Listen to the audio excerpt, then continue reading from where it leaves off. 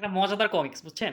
ক্লাসের first boy পরের বছর কোন কারণে ফাইনাল পরীক্ষায় সেকেন্ড হয়েছে সেটা নিয়ে মজা করতেছে ক্লাসের লাস্ট বয়। এখন আমার কথা, কাপ জিতলো স্পেন, রানার্স আপ হলো আর্জেন্টিনা, আর উল্লাস করতেছে রাউন্ড অফ 16-এ বাদ পড়া একদল ব্রিলিয়ান্ট বিতর্কিত ফ্যানেরা।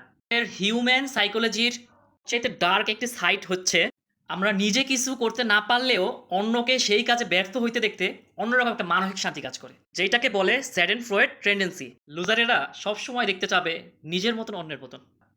এবার আসি আমাদের কথায়। ভাই আমরা তো আমরাই, তাই না? এমন একটি দলের সাপোর্টার যারা কি না আর্জেন্টিনা কম, মেসিতে বেশি আসক্ত। মেসি মানে কি? শান্তি। মেসি মানে অন্যরকম একটা শান্তি ভাই।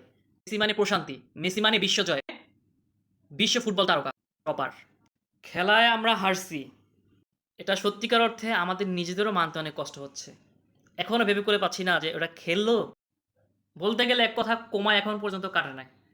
আর্জেন্টিনা এরকম খেলার মতো টিম না, সেটা ভাই আপনিও জানেন, আমিও জানি।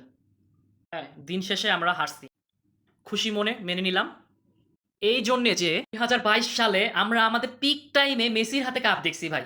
আমাদের সোনালী যুগ, আমাদের ঐতিহাসিক প্রত্যাবর্তন, কাপ জিতার যে ফিলিংস, এটা তুমি মেসি আমাদের দিছো আমাদের জেনারেশনে পিক টাইমে, যখন কিনা আমরা খেলার আগাগোড়া সব বোঝা শুরু করছি।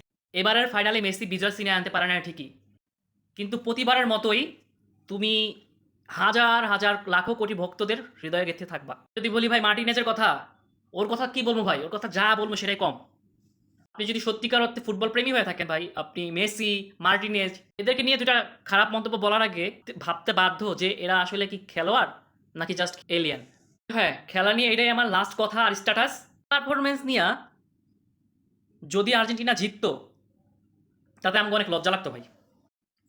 পায় নাই, একদিক থেকে ভালো হয়েছে, একটা জিনিস পরিষ্কার হয়েছে, আমরা তো ডলার ডলার খরচ করছি, কমিটি টিম হয়েছি, তাই না?